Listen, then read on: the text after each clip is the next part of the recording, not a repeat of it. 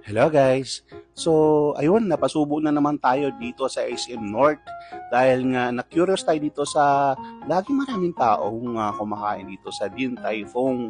So, nasa waiting list tayo ngayon dahil nga mahaba ang pila, so nagpalista lang muna tayo.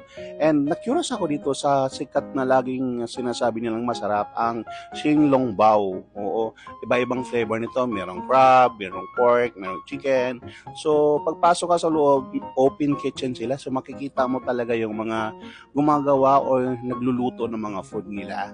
And pagdating sa sistema ng mga pagkain, si Kuya, siya yung nagdadala ng pagkain na isa-serve sa table. And ibang tao naman yung kumukuha ng food na dala-dala niya para ilapag sa table.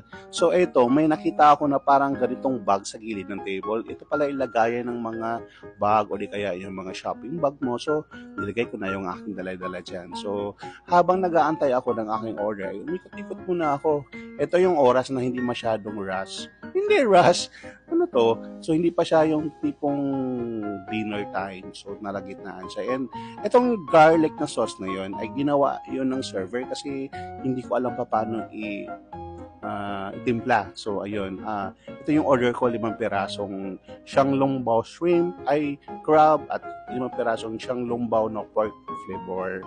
So, yung 5 piraso na yan, ang pork na naalala ko ay pag 5 piraso is nasa 195 pesos.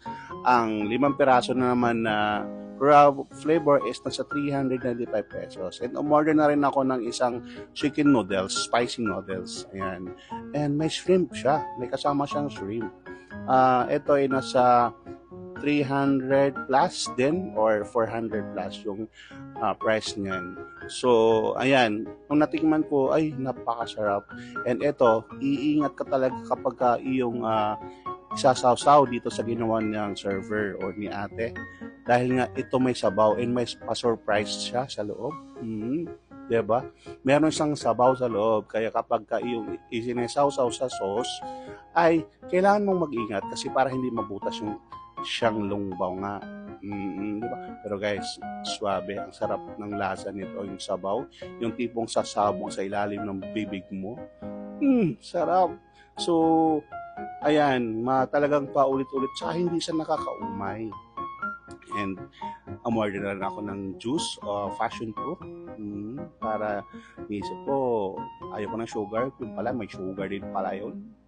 Ano ba naman? So, ayun na nga, iniisip ko kung paano ko, boss, dahil mabigat pala sa tiyan yung in-order ko na spicy chicken with shrimp. So,